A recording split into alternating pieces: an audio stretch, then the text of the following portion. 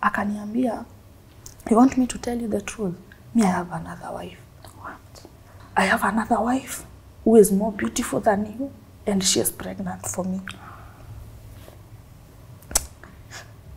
Iliniuma. She is pregnant for you after I almost lost my life because of our baby.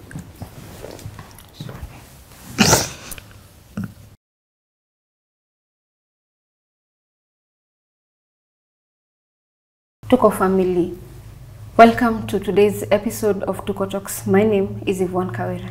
I have a very interesting guest right here with me today. Her story is very heartbreaking because when she met someone she thought she would build a life with, this man disappointed her to a point she had to go all the way to his village to try and figure things out. But I will let her tell this story, and so that we know exactly where we can come in and support her. Karibu sana, Glory. Thank you so much, Yvonne, for having me. You're welcome. Let's start from the very beginning. Who are you and where do you come from? Yeah, so my name is Glory Karimi. Yeah, I come from Candid County. To be specific, Mala constituency in a market called Kiriani. So that is where I was born. And I was raised by my grandparent, but my mother was there for us, but alikuwa kazi, so she usually used to support us. So life ilikuwa hivyo. Yeah. Alikuwa ukiona shule, yeah. Kisoma, yeah. Now with my grandparent, life was not so bad, and at the same time life was not so good. Because now at my grandparent place, now I was not only me, I was me and my elder sister, our other cousin, and our grandparent were a bit older, and life was not so good because we were from a very humble background, very, very humble. So, but at least my mom really tried, akanipe tukasoma vizuri. Na hatukuwa tunakosa food, so tulikuwa tu vizuri. Vitu zilianza kuchange at what point? Vitu kwa life yangu actually zilianza kuchange when I was in high school. Mimi let me take you back kidogo. When I was in primary school, my mom was promising me, if you do good, ukiperform vizuri in your exam, I'll take you to a school yenye utaitwa. So I was putting so much effort kwa shule ndio nipate. Juu nataka kwenda boarding, having I've started hii shule yote nimesoma primary school. Nini day. So I wanted to go to a boarding school and feel the experience. And that is what my mom had promised me and my cousin. So after Form 4, tulipita exam, but our parents were not able to take us to a boarding school. So I remember they took us to a day school, and that time they could not even afford to buy us new uniform. So we got uniform for when walikuwa memaliza Form 4, we joined that na nguo zao. Hiyo day school iko karibu na market yetu. Na tukakazana tu tukasoma. So sikupata chance ya kupelekwa hiyo boarding, but nilisoma. Sasa vile nilifika Form 3 pia school fees ikaanza kuleta shida kidogo. So I would go home, nafukuzwa na hata a week. Sasa in the process ya kuenda home nini, I got a boyfriend. I didn't even date this boyfriend even for a month. Actually, I got pregnant the second time I'm meeting this man. So now I go home, I deliver my baby. But my mom was so good, and the mother of that baba ya mtoto wangu, the one who impregnated me, actually they are so good because the mother of that baby daddy alichukua mtoto akae na yeye, and my mom took me back to school. So nikarudi shule na nikaweza kumaliza Form 4.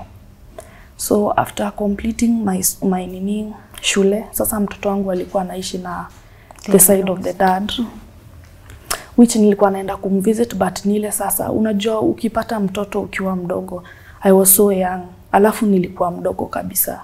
Kuna hiyo kuangi tu sawa because your friends unaona vile watakuwa na kuingilia nini. So vile nilimaliza shule, I decided to come to Nairobi sasa kutafuta greener pasture juu sasa hapa hakuna njia za kuenda shule ama nini. Sasa hiyo time hata mamangu alikuwa sasa ashaacha job, amekaa mpya naye amedeliver kwa na katoto kadogo. Sasa hakukuwa na vile sasa life inaweza ati kuna hopes za nini. So I came to Nairobi. So when I came to Nairobi, nikakaa na cousin yangu for some time. That is when now I met I don't know if I should call him my husband or now that is when I met this man who has turned my life to what imefika sahi, so miserable. So this guy was actually a neighbor to my cousin. So this guy fall in love kama kawaida. And it also didn't take time to move in together. So vile tuli move in together, I got pregnant again. So when I got pregnant, tukakaa tu sawa, tuna shida. By the time nafika 6 months pregnant, this guy comes home one day from work and he tells me I've been transferred, naenda kufanya kazi Eldoret. And akanionyesha barua. So mimi nikaona yenyewe anaenda job. So akaniambia utaachwa Nairobi but tutakuwa in communication, hakuna kitu itaenda vibaya. Na hii time yote mko tu sawa kwa marriage? Tuko tu sawa kabisa. Actually sikuwa nimeenda home kwao, but I was talking to the parents and the siblings. And they were okay to it? And they were okay. So now the next day he travels to Eldoret. On traveling to Eldoret, actually that vile tuliongea naye asubuhi nikimsindikiza, that was the last call we ever talked because simu yake from that time it was busy. I couldn't access him kwa call tena. I tried calling the mother. The mother picked the call the first time. Nikamwambia I don't know what is happening. Baby daddy is not picking the call. So mother akaniambia I will know. So later calling the parent pia sasa hawakuwa wanashika simu tena.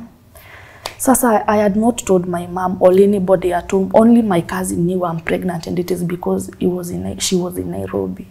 So I had not told my mom I'm pregnant because now you see that fear. You already have another kid back in the village there, and now you are pregnant again. Even that shame of going back home. Yani singetaka kurudi home kwetu. So I remember that one of the cousins had visited us. So I decided to reach that cousin nione kama atani help. So I called the cousin. On calling the cousin nikamwambia Chris alienda na kutoka aende mimi sijaweza kumwassess. I tried calling the family and kama wananilenga. Akaniambia that is so sad. What I will do, nitakudirect mpaka kwao, we uende. See, you are sure mtoto ni wao. Just go home. Yeah. So now I didn't have money. So hatukuwa hata na vitu za nyumba, niliuza ufa na gas. Nikapata fare ya kunipeleka kwao. So the next morning nikachukua shuttle nikaenda kwao. Kufika kwao, on my way, actually I think I was in Nakuru. See, that is the first bus stop. So in Nakuru, I think that cousin had already called my baby daddy and akamwambia, because my baby daddy for the first time he called me, akaniambia uko aje? Nikamwambia niko poa, umeamua kuenda home? Nikamwambia yeah, I've decided to go home, having me na kucall na sikupati, and you know I'm pregnant, corona ndio hii, I'm not at work, how do you expect me to do? So he told me no problem, hata because utafika late kwetu ni mbali, I will organize someone wa pikipiki to pick you. So nikafika Kitale, they picked me, nikafika nyumbani. Kufika nyumbani, actually they welcomed me vizuri. Cause nilipata wote hata wajalala, and nilifika kitu saa 3:30. I found both mom, dad, siblings wako on wananingoja. So nikaingia, tukajuana, wakanipea food. Now they tell me my husband hajajenga nyumba, so they will take me to the cousin's place nipate mahali pa kulala. So nikaenda kwa cousin yake. My husband akasema you will be coming the next day. So the next day my hubby comes. That day my hubby was coming. they had a burial of a church member. So the mother requested we go together. I see the uko tradition ya uko vile wao uzika cause it's different from where I come from. So tukaenda na mother-in-law burial. Nikaona, we came back, my husband was already home. Sasa this time sasa anafanya ile story ya hapo nyuma, let's forget about it, let us now focus on this. Yes, nilifanya makosa, forgive. And sasa hivi naona ni kama kweli hakuna shida, na tena niko na shida hata siwezi taka kurudi kwetu. So nikamwambia it's okay. Sasa akaniambia you will not go back to Nairobi again. Na sasa nilikuwa nimebeba nguo mbili. I will organize vile hizi nguo zingine zitakuja huku ushago. And that is what happened. Nikakaa huko nikatumanishiwa nguo and life started now in the village. Now life in the village was not so easy hata kidogo. It was not easy hata kidogo. Cause I remember now nilikuwa sasa I'm pregnant. By this time naelekea 8 months pregnant. And the father told me, having now you are having our baby and you are now part of us. Huku kwetu lazima ujenge nyumba yako. So wakaniambia unafaa ujenge nyumba yako hapa, talk to your husband anunue what is needed, mjenge nyumba. So I agreed. So according to their culture, lazima ukanyange matope, lazima ubome, everything. So I did all of that. Tukajenga nyumba ikasimama. Nikaenda nikaibaia curtains but sikuwa ingiza hiyo nyumba. So now sasa tumefika huku naelekea 8 months 9 months kujifungua. So sasa nilikuwa nakaa nikigonjeka. So I remember one time I was sick and I was like sasa mimi na feel ni kama sijui ni mtoi because my first baby actually nilideliver via CS. And which hata yo nilideliver via CS, it is because my mom saw the struggle and akanipeleka private, so I delivered without much struggle. So now this other time I don't even know what to expect. Sasa a little pain inafanya nikue nasikia na panic. So this time nakaa nikigonjeka. So the mother took me to hospital. Kwenda hospitali, the doctor said I'm not ready to deliver, bado due date yangu iko mbali. And the doctor said the only thing anaona niko na infection. So the doctor discharged me with antibiotics. Akasema niende nikunywe nitakuwa sawa. So we went home. We had traveled, ni place unatembea mbali. So tulikuwa tumechoka. So nikufika home having a heavily pregnant, mimi nikaenda kulala. So when nilikuwa nimelala niliamshwa saa 10. Nobody is even waking me up to eat or anything. Nimeamshwa saa 10 na simu ya baby daddy. And it tells me uko nyumbani kumewaka. Nikamuuliza kumewaka nini? Akaniambia my parents are so mad at you. Nikamuuliza kwani what did I do? And then he tells me wanasema uko na infection na wajue infection umetoa wapi. Nilikuacha Nairobi nikakuja Eldoret. And according to them hiyo ni infection ya wanaume. Oh. Nikamwambia, but your aunt is a nurse. So you tell your mom to call your aunt umuulize. Mimi according to me I know infections mtu akiwa na mimba ni kitu common. So akaniambia wewe kitu utafanya jifanye mjinga na unyamaze. So that is what I did, but I could take it along. The sister was sent to call me by the father now. Nikaenda nikapata, actually when ukifanya makosa they would gather like mom, dad and their siblings. So nikaenda wakaniita, walikuwa wamekaa hapo wote. So dad, not even mom, dad asked me, so unajua daktari alisema uko na shida gani? Nikamwambia alisema aje? Alisema niko na infection. Kaniuliza hiyo infection umetoa wapi? Nikamwambia hata mimi sijui. So dad alianza tu kuongea, akaniambia unajua unafikiria sisi hatujui wasichana wa Nairobi? Wewe Chris alitoka Nairobi ukaacha ukifanya umalaya, sasa umekuja sasa unasema mambo ya infection. We are not even sure huyo mtoto ni wetu. Actually that is where our problems now began with the parents now. Sasa mimi hiyo tu kuniambia umalaya, umala umezaa nyumbani kwenu nini. Yani nilisikia vibaya. I just cried and walked out. Nikaenda kwa nyumba. Hiyo nilikuwa nakaa hiyo Simba. So nikaenda kwa hiyo nyumba, I cried so much. I called my husband nikamwambia, mimi sijui kama nitamanage kuendelea kukaa hapa because I don't know why your father anaweza niita malaya na si eti ananijua that much. So akaniambia nitakuja kesho tuone shida ni nini. So he came the next day, tukaongea, and the father said, akaniuliza, sasa vitu vidogo hivyo zikikulilisha uko sure utawezana na ndoa wewe? What? Yes. And I was like, so you mean ulikuwa unanijaribu na kitu kama hiyo, calling someone a prostitute and abusing me because I have a baby at home? That was so long. So nikasema ni sawa basi, mimi nikaendelea kuvumilia. So ikafika time sasa nikigonjeka napelekwa hosi, nikigonjeka napelekwa hosi narudi. So ilifika time wakasema sasa, and remember after hii tumekuwa na hii argument, sasa after hii argument ya malaya, kuitwa malaya, now this time, you know me, my husband used to send me money na fanya shopping na nunua everything cause nilikuwa nakula home na madhe. So now if my husband has not sent me money, me I'm telling you for sure that kama hakuna mafuta, kama hakuna kitunguu, kama hakuna, nobody even cares. Nilikuwa napatiwa skuma boiled na ugali. Kama ni kunde inaboiliwa ina nini, madhe would literally, unaona hizi unanunua cabbage, hizo vitu zinatoleangwa. Sasa yeye you won't buy the cabbage, she won't buy the cabbage. Anachukua hizo vitu ndio anaboila na pika mboga na hata karanga, and you are almost delivering. That was my food. And to me, actually, I never even complained. Lakini nilikuwa nafika mahali, I used to call my mom sana and my cousin nawaambia, mimi yani njaa huko hata dekineza niwa kwa urahisi.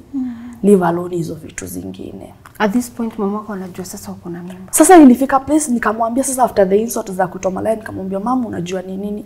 Nilimpigia hiyo siku nikamwambia, mama unajua ni nini? Mimi siko Nairobi. All this time my mom knew I'm in Nairobi. So I tell her, Mama, I'm not in Nairobi. I'm in Western region. I'm in Kitale, and iko hivi na hivi na they are really abusing me. So my mom asked me, sasa na uko mbali tutafanya aje? Nikamwambia, just pray for me. Alafu kuna mama huku Meru, if anything bad happens, naweza enda kwake cause amekaa huku for so long. Maybe anaweza ni help. Akaniambia ni sawa, kesho utafute huyu mama unipe namba yake tukuange in touch. And that is what I did. So sasa ikafika hiyo time, sasa naipelekwa hosi narudi sijajifungua. Sasa ikafika time baby father-in-law akasema, if at all I'm going to hospital and I'm not delivering mtoto, niende nikae huko hospitali nisirudi nyumbani tena. And I remember myself nilipelekwa hosi nikakatalia hosi kabisa. Nikasema mimi sitaki kurudi home. Kwa sasa narudi home nitagombanishwa na father-in-law. Another thing, hata food hakuna, hata Eliosi unapewa uji, unapewa food. Sasa hata sitaki kurudi home, nikakatalia hosi kabisa. Vile nikatalia hosi, daktari akaita mother-in-law akamuuliza, kwani mnafanyia huyu msichana nini? Because hakuna vile mtu anaweza ogopa kurudi home kaa kuko sawa. Mother akamwambia wako na issues na father-in-law but we will work tutasort. So father-in-law akapigia mamangu akamuongelesha, alafu mama akaniambia enda tu nyumbani Gloria, usikuwe na shida, ngoja tu siku yako ikifika Mungu atakubariki. So I went home, nikakaa, siku yangu ya kujifungua ikafika. I had a scheduled CS, so I had my CS, nikarudi nyumbani. This time my mother-in-law alikuwa na mimi hosi, alikuwa ananisaidia huko hospitali, hata kwa leave hata siku moja tulikaa naye huko hosi. But now when tulifika home, hakuna mtu alishaiuliza swali tena. Nobody ever even washed my baby's clothes. Ulibaki tu peke yako. Sasa ilikuwa inabidi mimi ni soku nguo za mtoto wangu nizifue, I wash my baby, everything. Na imagine sasa niko na CS 3 days. Maji ilikuwa boil, nobody is there to fetch the water for you. Mpaka ilifika mali sasa kidonda ikaleta shida. Walikuachilia tu kabisa, like umezaa unaletwa asubuhi chai haina sukari, nothing, hakuna kitu ya kukulanisha nayo. Mbona huku ukiambia baby daddy zile challenges unapata kwao? I once called baby daddy nikamwambia huku napitia shida mingi sana, like hakuna food, saa nyingine nini, na akapiga simu nyumbani, na hiyo simu yenye alipiga ili escalate to something so bad. Wakaniambia so unatushtaki kwa mtoto wetu. Sasa mimi ikakuwa sasa itabidi nikuwe najinyamazishia na vitu zangu. Kwa sasa wazazi wake si watu wa kuunderstand hivyo haraka, wako zile za mtoto wetu mwenye tumezaa unafanya atupigie simu anatugombanisha. So nikaacha. So ikafika place mimi lazima wakanyoa mtoi, their culture, wakanyoa mtoi, mimi travel nikaenda kwenye my husband was. And this time naenda kuona my husband, actually he was so good. I don't know if it's because tumekaa for a long time bila kuonana. Hata nakumbuka akiniambia bibi unajua aje mimi kwa mabeshte zangu zote, imagine mimi ndio bibi mrembo sana. Yeah, you actually tell me that. So tukaenda kwa nyumba. Sasa this time is very supportive. I wouldn't even want to lie. Alikuwa anafua nguo za mtoto, ananifulia, kwa sababu sasa by the time nakuja kwenda LD ile kidonda imeleta shida kabisa. I was bleeding so badly, kidonda imeanza kufunguka. Sasa ikakuwa ananisaidia kazi hizo za kuinama sana. Basi ikafika time sasa akatumwa Nairobi tena, nikabaki Eldoret. Kubaki Eldoret sasa ikakuwa lazima nikae nikienda home. Sasa vile nilienda home, nikaambia mamake nataka kurudi na beshte yangu wa kutoka huko. I had a girlfriend from there. Nataka kurudi na yeye Eldoret tukakae na yeye. But the mother declined. Akaniambia hiyo opportunity si upatie sister ya Chris. Hata yeye aende explore. And now the sister, my husband has 5, akona 4 siblings. 2 of them are mentally challenged. Wakona mental disorder. And anataka niende na mmoja wao wakona hiyo shida. Imagine this is a lady who is 26 years, but anafika mahali hata umnyime sweetie analia mpaka anajiangusha chini. That is the type of a lady anataka niende na yeye. And I didn't even argue about it. Nikamwambia ni sawa. So mimi tukaandamana na msichana tukaenda Eldoret. Kwenda Eldoret, kukakaa kidogo atuingiana msichana. Mimi nikasema msichana arudi nyumbani. Kusema msichana arudi nyumbani, Maria akaanza story tena. Upendi siblings wa Chris, upendi sijui nini. Nikampigia simu nikamwambia mama mbona unaongea hivyo. She called my husband akilia. Akamwambia bibi yako amenitusi. My mother-in-law cried. My baby daddy alinipigia simu akiwa mkali, hata sijamsikia akiwa mkali hivyo. Akaniuliza mamangu kutoka nimjua Jailia, wewe ni nani ufanya mamangu alie? Nikamuuliza nimefanyia mam nini? Akaniambia mother amesema umemtusi sana. Nikashindwa sasa aje. Nikamwambia ina shida kama nimemtusi, God knows, but mimi hakuna siku hata ningetaka kutusi hizo vitu amenifanyia si mingi sana. Mimi siwezi fanya hivyo. So nikamwambia haina shida, sisi sitako basi aende nyumbani tumalize hii story. Akaniambia ni sawa. Kumbe baby daddy hata yeye ameniseti, father-in-law is on the way coming and I'm not aware. Mimi nilikuwa nimekaa kwa nyumba, nilisikia tu watu wameingia. Father ameingia. Na hata sijui amepewa direction mpaka anajua mlango na ni mahali hajai come tena. So father-in-law akaingia akaambia sister-in-law, akamwambia chukua vitu zako twende. Hata alikuwa already amepaka, akachukua vitu zake. Kuchukua vitu zake akaniambia mpatie hata huyo mtoto. Na by this time my baby is only 3 months. Mwambia mpatie na mtoto. Nikamuuliza aje. Akaniambia abi wangu amesema nipatiane mtoto na father-in-law ache kama amefunga nyumba.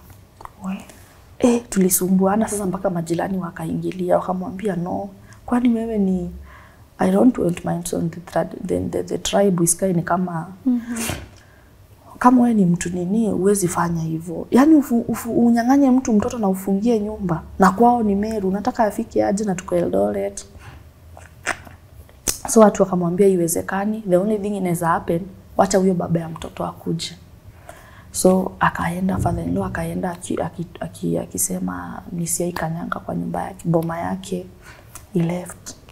Mimi sasa nikabaki, sasa baby daddy pia naye ameacha kuniongelesha, hata nimtext anijibu. Nimebaki sasa mimi na mtoi LD. Nikakakaba sasa all this time najaribu kuambia jirani na convince jirani ongelesha baby daddy, muongeleshe, umconvince. So jirani alisucceed finally kumconvince, akaingia box tena, akaanza sasa kututumia pesa, akaanza kutuongelesha kidogo kidogo, akaniambia tunataka ukuje Nairobi. So mimi nikarudi Nairobi. So kurudi Nairobi because ya hii space tumekuwa nayo kubwa sana.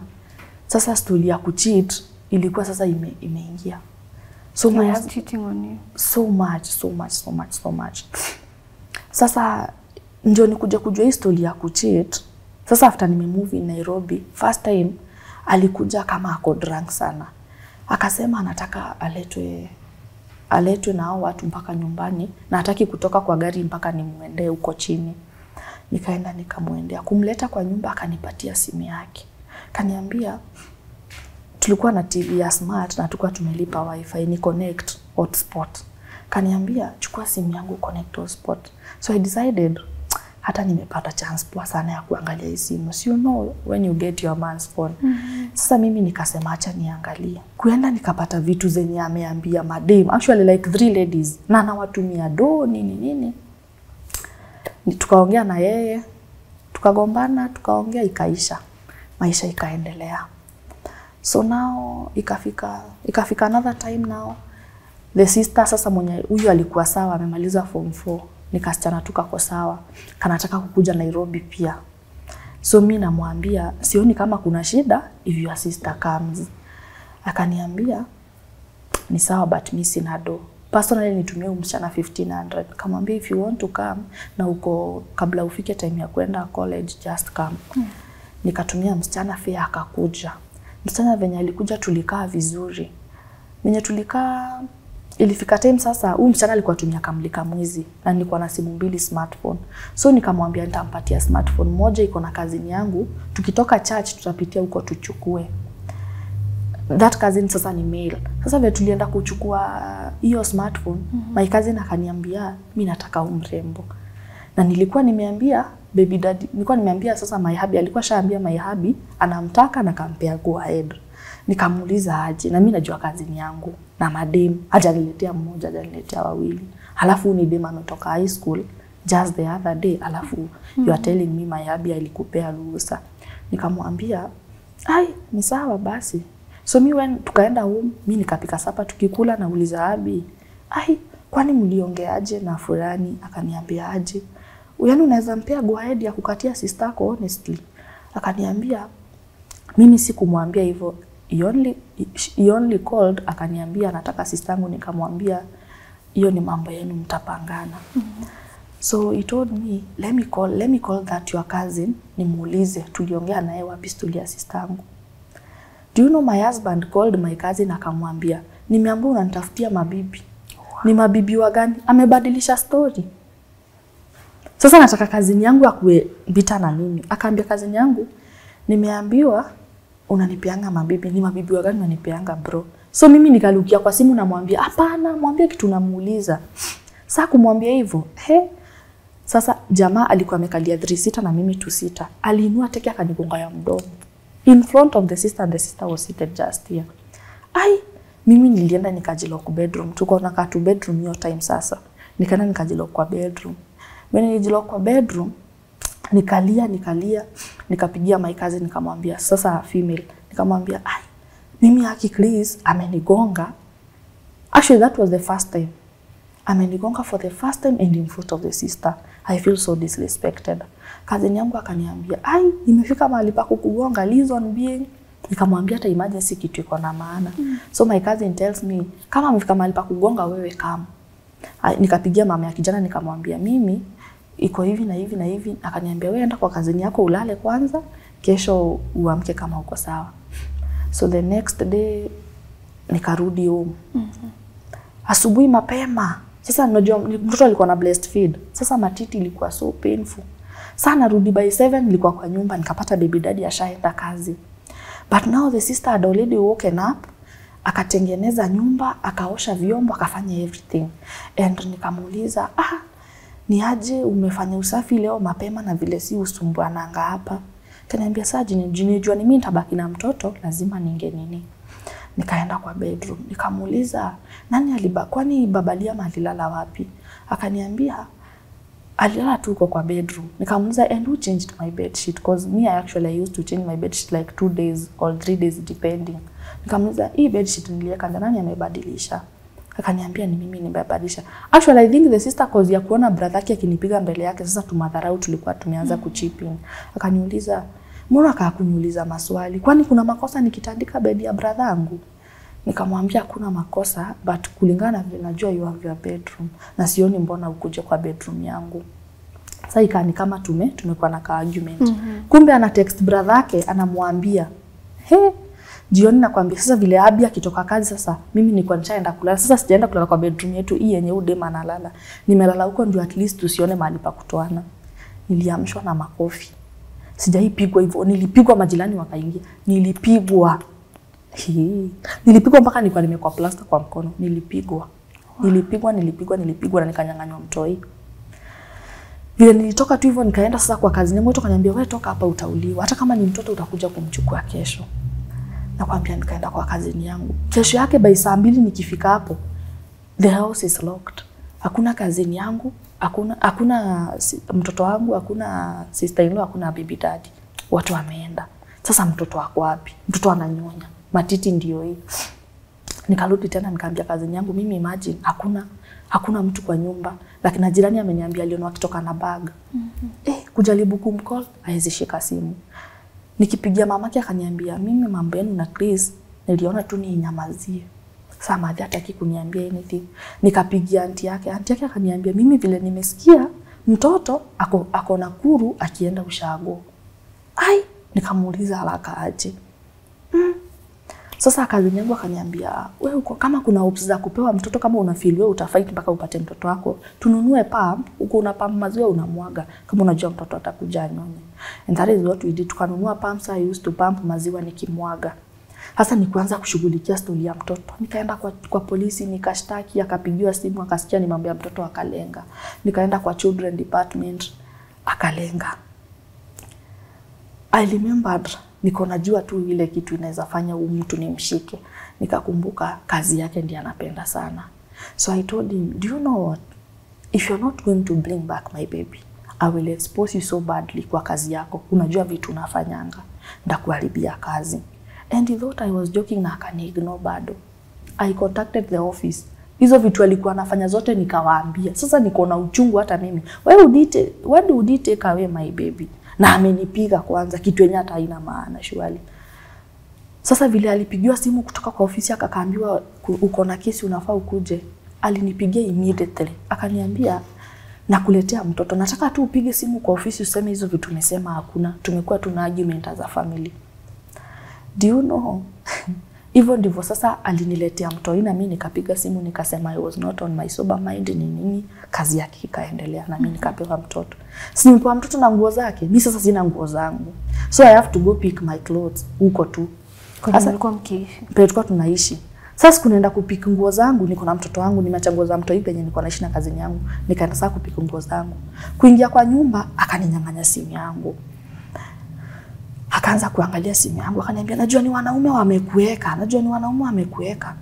And then he tells me actually ni forcing ni ile sasa lazima nilale na wewe ni confirm hakuna mwanaume kumekilala na yeye.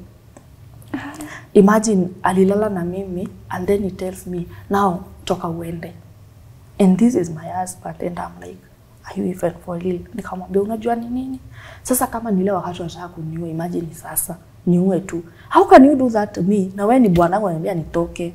Aje sasa. Kaniambia wewe ukitaka kukaa ukae lakini ujue mimi na wewe hatuko kimoja. So nikakaa tu kwa nyumba. Sasa nilikuwa sasa hataki niingie hata main bedroom. Sasa mimi nalala hii bedroom, sistaki analala na mtoto wangu, atubai food. Niko napika food yangu na ya mtoto wangu tunakula. Sasa ile time tunakaa sasa atuongeleshani, hata anapigia madem simu anaongea nao akiwa kwa sitting room. Alikuwa anafika tu kwa nyumba mimi naenda bedroom yangu nalala na mtoto wangu. Nini nilifanya usitoke pale kwa ile nyumba na mtoto wako? Sasa sitaki kutoka kwa nyumba, natoka kwa nyumba naenda wapi? Mamangu ako kwao na mtoto. Mamangu alikuwa na mtoto mdogo that time. Mimi kwa babangu naenda wapi sasa? Na imagine sasa niende kwa kina mamangu na mtoto. ni huyo mtoto mwingine niliacha msa hata naenda wapi honestly. So afadhali hii shida yenyewe. Naona sasa mimi hata nakaa tu ile mpaka naenda church hadi kuombewa naona haki maybe ataikuja tu kuchange. Alafu bwanangu alikuwa na assist. Ni ule msichana kuonyesha 1 minute amechange amekuwa mzuri kabisa. So hiyo time sasa ilikuwa inafika. Sasa nimehamia hii bedroom nyingine ilikuwa inafika time anakuonyesha ni sema nataka kulala na wewe anakuonyesha ni mzuri sana, akila na wewe anaanza kukutusi. Mnakaa tena 1 week amuongeleshani, anakutaka anakuongelesha vizuri, analala na wewe anachana na wewe. Ikakuwa hivyo. Tukaendelea. So kupeleka story forward ilifika time sasa tuliama because the father was complaining tunaishi nyumba ya pesa mingi. Tukahamia 1 bedroom. Sasa ilifika time tulikuwa na argument. Tulikuwa na argument, jirani akaingilia. Venye jirani aliingilia, huyu jirani akamuuliza unapenda bibi yako? Akamwambia mimi simpendi. And this jirani was a man.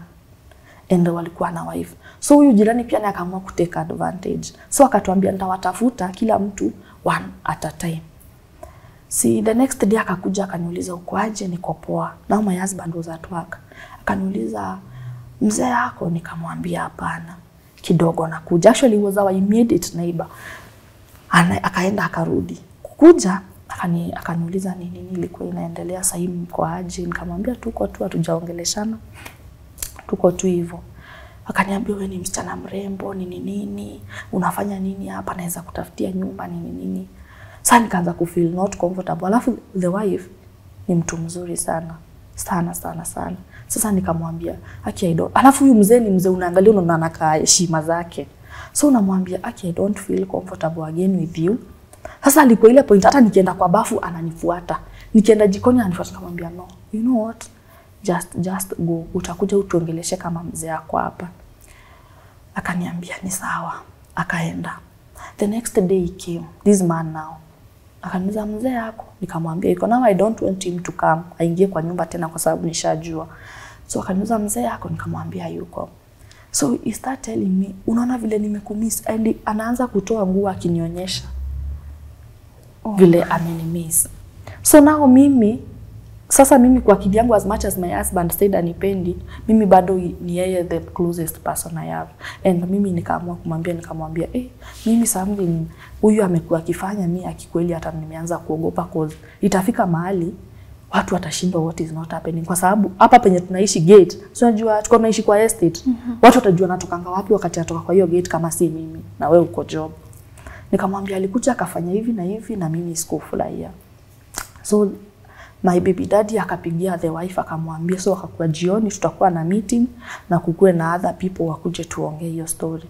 Sasa vile aliulizwa akasema ni ukweli ameadmit alifanya hivyo. Alikuja na akanitolea nguo na akafanya hivyo. So I don't know how the fight started. My husband aliamka akamdunga na kisu. What? Yes. So vile alimdunga na kisu, sasa mimi nile sasa naogopa na unaonekana nitarudi kwa nyumba hata mimi anidunge. But now my cousin was also there. My cousin akaniambia wewe usiacha kuogopa. Sidhani Chris anaweza kufanyia kitu mbaya. So wengine wakalashu huyu mwenye amedungwa si tukabaki. Mimi kuenda kwa bedroom nikapata mattress imeinuliwa. All this time mimi siko sure ni baby daddy amedunga. Na sijui siwezi amini anaweza dunga mtu na kisu. Nikapata mattress imeinuliwa.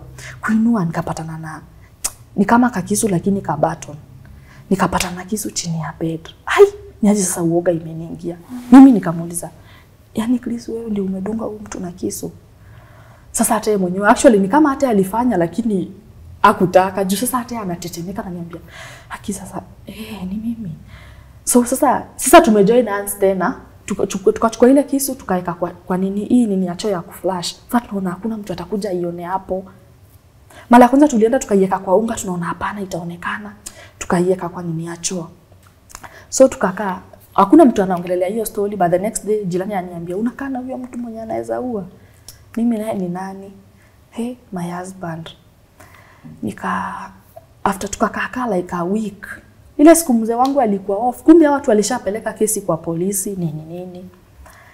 Vile alikuwa off, tukua hapo tukasikia knock kwa gate. Akaenda akachungulia akaniambia ni jirani na ako na mapolisi. Akaniambia wewe wakikuja waambie siku. Akaenda kwa choo akajificha. So askari wakakuja wakanipata na mtoi. Wakaniuliza tunatafuta fulani na fulani yako, nikawaambia no, hayuko. Wakaniambia are you sure hayuko? Nikamwambia hayuko. Kwanza si tunaona gari hapa nje. Nikamwambia gari iko lakini leo hayuko job, ametoka tu kutembea. Akaniambia sasa tutaenda na wewe. Mzee akikuja atakuchukua. Nikamwambia acha nivalishe mtoto basi. So nikavalisha mtoto nguo. Tukaacha bibi daddy kwa choo, tukaenda na polisi. Kwenda na polisi tukafika huko, tukaanza kuulizwa maswali hiyo siku venye ilikuwa nini. Alafu sasa bibi daddy God akamsaidia akatukol. Nikamwambia tulipelekwa police station mahali fulani. So akakuja huko, kukuja akawekwa ndani. Kuwekwa ndani sasa ukiwekwa ndani hauwezi ingia na simu na nini. Na sasa wamefika into terms na huyu mtu, sitaki kufanya story nini. Sasa wamefika into terms na huyu mtu amlipe 100,000. So hawezi tafutia pesa akiwa ndani. So lazima nipe simu yake ndio nitafute do, niongee na wazazi na mafriend. So akanipea simu. Niende home, nitafute pesa na nipike food nimpeleke kwa sababu time anaingiza sell food ilikuwa ishaisha. So mimi by the time nafika kwa gate napigiwa na dem. Hai, mimi nashika simu. Na tu dem imesiviwa majina zake 2. Nashika simu, hata sikuongea. Hi babe, you have not sent me money for supper. And I'm like, Huu ni mpango number 1. Mimi nikaingia kwa nyumba. Niliingia kwa nyumba nikaketi. Sasa niko na stress, mzee wangu amefungwa na ndiye msichana naye ananipigia simu. Nikasema lazima niangalie hii simu. Kwenda kuangalia simu. Do you want to know Yvonne, nilikuwa nimeseviwa kwa hiyo simu pepo chafu. Namba yangu moja imeseviwa pepo chafu, hiyo nyingine imeseviwa 0. ZERO like nothing. Yani nilisikia pain. Guy. Yani hata I'm strong. Nilifeel pain. Nilipata nimeseviwa 0, alafu ile conversation tunachat na yeye tunaongea vizuri, haina shida. Tukigombana ana screenshot anatumia dem, anamwambia niko na wife but hatusikizani. Ataenda tu. I felt so bad. Nikapata messages amechat na huyo dem. Sasa hiyo time alikuwa ametravel akaniambia ameenda ushago. Kumbe ameenda kuona huyo dem. Akakaa huko siku 3 akarudi. Sasa mimi cousin yangu alikuwa anafaa kuja nipick tupeleke food. Nikamwambia unajua ni nini? Mimi hata sioni nikipeleka hiyo food. Akikusema ukweli, sasa nimefika mwisho. Hata kama nichuki nafika aje, mbona anisave hivyo? Cousin yangu akaniconvince tena. Ako kwa shida, msaidie tu, akitoka hii mambo mtaongelea. Hata kama ni kuachana basi mtaachana. Tukapeleka food. Ndio aliniona kitu ya kwanza kaniambia najua nimekukosea Mama Liam and I promise I will make amends. Nikampatia food, nikaenda tukatafuta ile pesa, tukalize 70,000. Tukapea huyo mtu tukamwambia tutampea 20,000 time fulani. So akatoka tukarudi huko. Sasa hii time amejifanya amekuwa mzuri, simu yake haina password, nini? That time was December now. January, February nikaanza kugonjeka. Vile nagonjeka sasa ni ile morning sickness. Naamka nalala tena. Sasa nikamwambia, mimi siko sawa na ninajishuku niko na mimba. Akaniambia, mimi nitakuwa off Thursday, nitaenda tununue test tupime wote pamoja. So hiyo Thursday tukaenda tukanunua test kupima mimba iko. Nakumbuka nikimwonyesha hizo line, akaniambia aje sasa. Nikamwambia mimi I also don't know. Akaniambia, sasa tutafanyaje? Hatuwezi zalia. Mtoto wetu sasa alikuwa 2 years 3 months. Mtoto wetu ni mdogo, hatuwezi pata mtoto mwingine sasa. You will have to terminate that pregnancy. Nikamwambia aje sasa. Turudi kwa ile chemist, tumetoka kununua pregnancy tusikie kama tutapata help. Mimi na yeye huyo kwa hiyo chemist. Kwenda kwa hiyo chemist, akaongea na huyo mtu wa chemist akamwambia nini anaweza fanya nini. Huyo akamuuzia dawa, akamwambia kuna 6,000 akampatia dawa. Kufika home alikuwa anasema hiyo dawa niweke chini ya ulimi. Nikaeka dawa ikadissolve. Nikaanza kusikia baridi hiyo time. Nikaanza kusikia baridi. Akanishikilia nikaenda nikalala. In the midst of the night sasa ndio nilianza kubleed. Nikaendelea hivyo kubleed for 2 weeks. After 2 weeks nikaenda scan. Kwenda scan wakasema mtoto wako sawa, normal heartbeat, kila kitu iko sawa. Sasa nikauliza daktari, ndo haya am I bleeding? Cause bado na bleed. Hata venye niko hiyo scan. Akaniambia tuna placenta previa, sijui the placenta is low lying. I think that is where you are bleeding.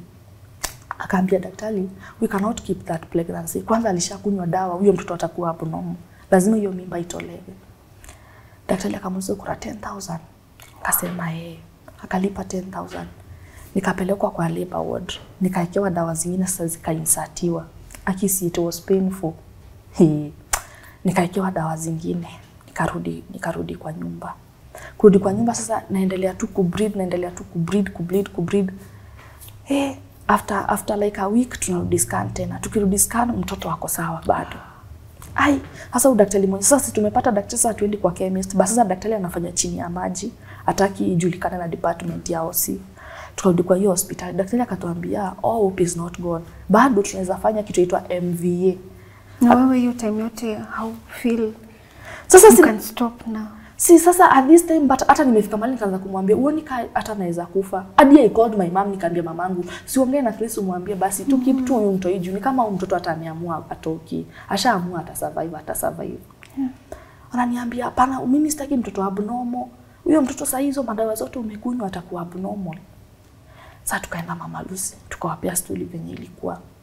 Mama Lucy wakatuambia hapa atutoange mimba. The only thing we can do kwa sababu tumefanya scan na mtoto wako sawa ni tuone kama mtoto atasurvive. We will only stop the breeding. Kwa sababu for now hata hiyo scan hatuoni damu inatoka wapi, lakini tunaona damu inatoka. So tutajaribu vile itawezekana to stop hiyo damu. So mimi nakumbuka nikiwa theater, daktari alikuja katoto kalikuwa actually fully formed. Akakuja akanionyesha katoto kangu. Akia katoto kalikuwa fully formed, alafu kalikuwa kanafanana na mtoto wangu huyo mwingine kabisa. Actually kwa life yangu hiyo ndio kitu uniumanga sana. Yaani ako katoto and then alinipatia kaniambia unataka ukakae nako kidogo.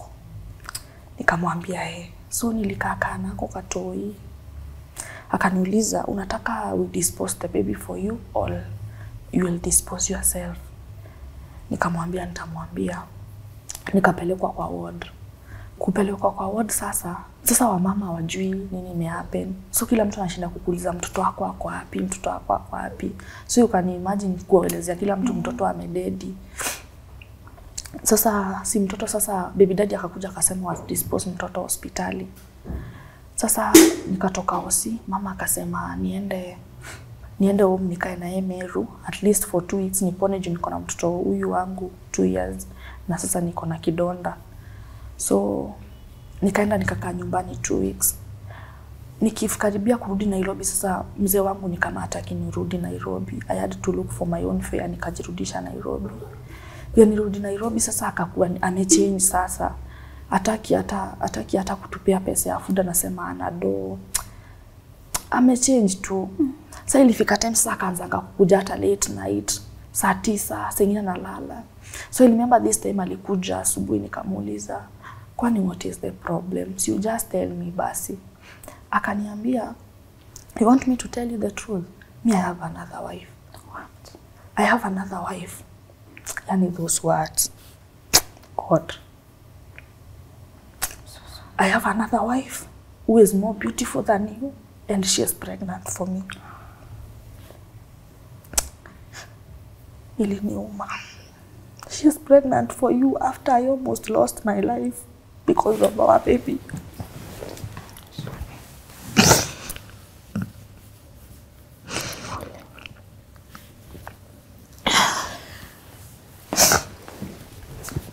Nikamwambia, wewe hujui kitu unasema. Nikacheka actually because niliona I think kumsea hajui hata kitu anasema. Nikacheka. Akaniuliza unachekesha nani na hizo meno zinakaza wadho? Unajua vile unakaanga sura mbaya wewe kwanza. Nikamwambia ni sawa, kama umepata bibi mrembo basi kuniliko enda ukae na yeye. Tuligombana, akavunja vitu kwa nyumba, akavunja TV, all the electronics akazivunja, na hata hatukuwa na vitu mingi kwa hao. Akazivunja na akabaki nguo zake na akaenda. Just like that, na hivyo ndivyo alienda. Mimi after 2 days landlord akakuja akaniambia, your husband alitoka kwa group ya estate na akasema yes no longer my tenant. So unapangaje? Sasa hiyo tunakaa nyumba ya 12,000.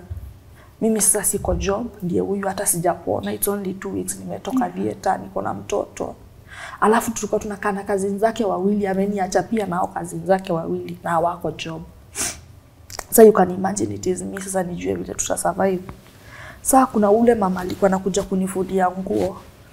Sasa nikaanza kutafuta mother, tukawa tunaenda na yeye kibarua, tunafanya kama ni 700 tunakula 350.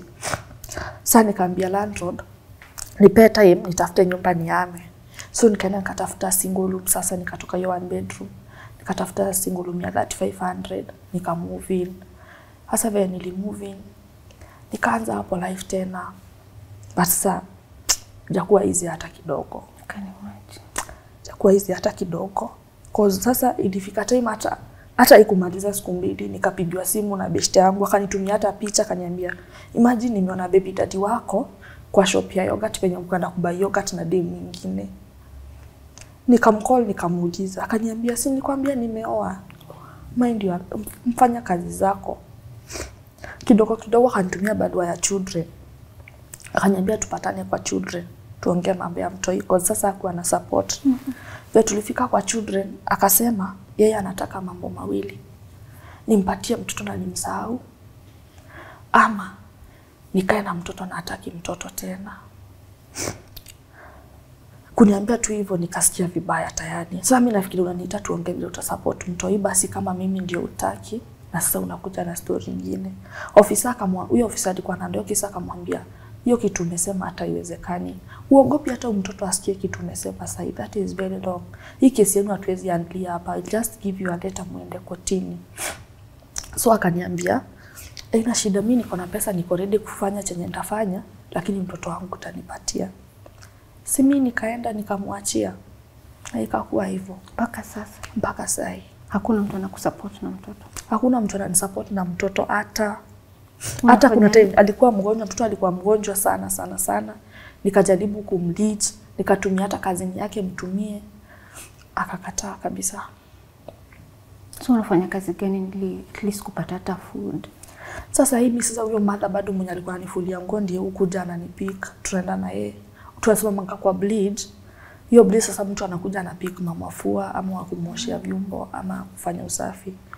Tuenda tunafanya sisi wote. Juu sasa mimi sikuwa nimezoea, alafu sasa bado sijaeat vizuri hiyo time.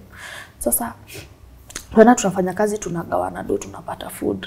Sasa rent ndio imekuwa sasa shida kabisa. Saizi ukiangalia huyu mtoto, what comes to mind every time unaona face yake? I don't want even to lie to you, Yvonne. Me, I don't know what is happening to me, kwa sababu nakuwa filled with a lot of bitterness na kwa na uchungu. Sasa ingine naangalia mtoto wangu nasikia tu hasira. Yaani nasikia nimejichukia, hata nimekunywa dawa, mimi nimelala Mama Lucy. Yaani na feel tu hata sioni life meaning ya life tena. Yaani naangalia tu mtoto wangu, alafu mtoto wangu anakuanga sijui ni muelevu ama ni nini. Unaona kama sasa angekuwa hapa na ananiambia ngama I'm sorry. Sasa inanipia tu nguvu, naona ina shida. Kila kitu itakuwa sawa.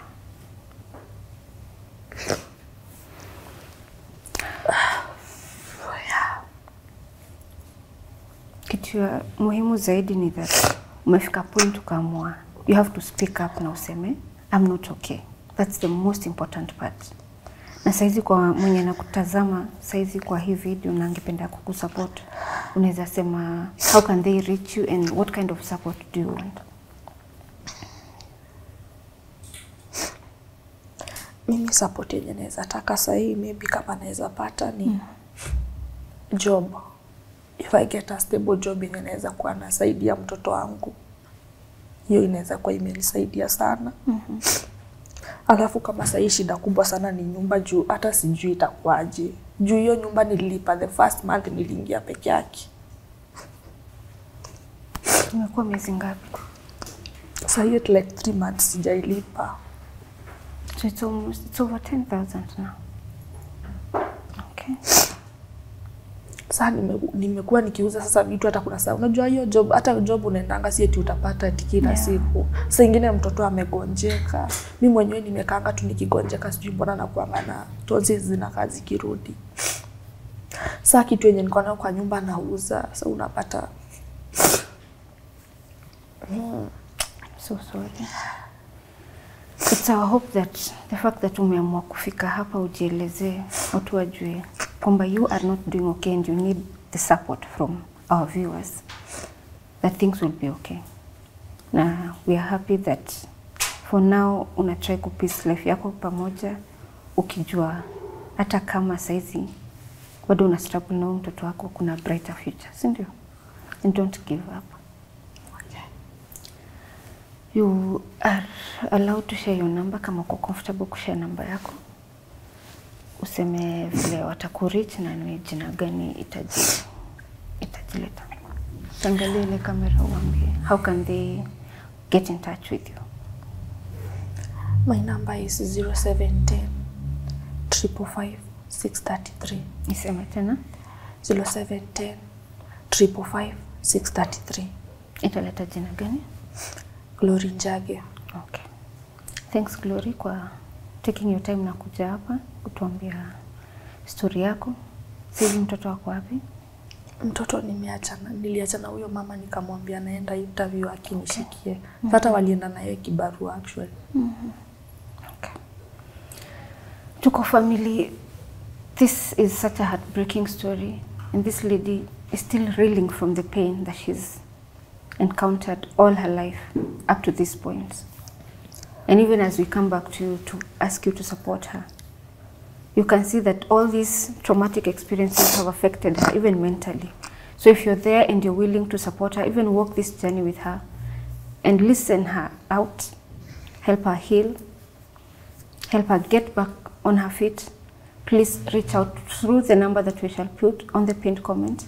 And thank you so much for staying with us till the end of the show. My name is Yvonne Kawira. Keep it Tuko.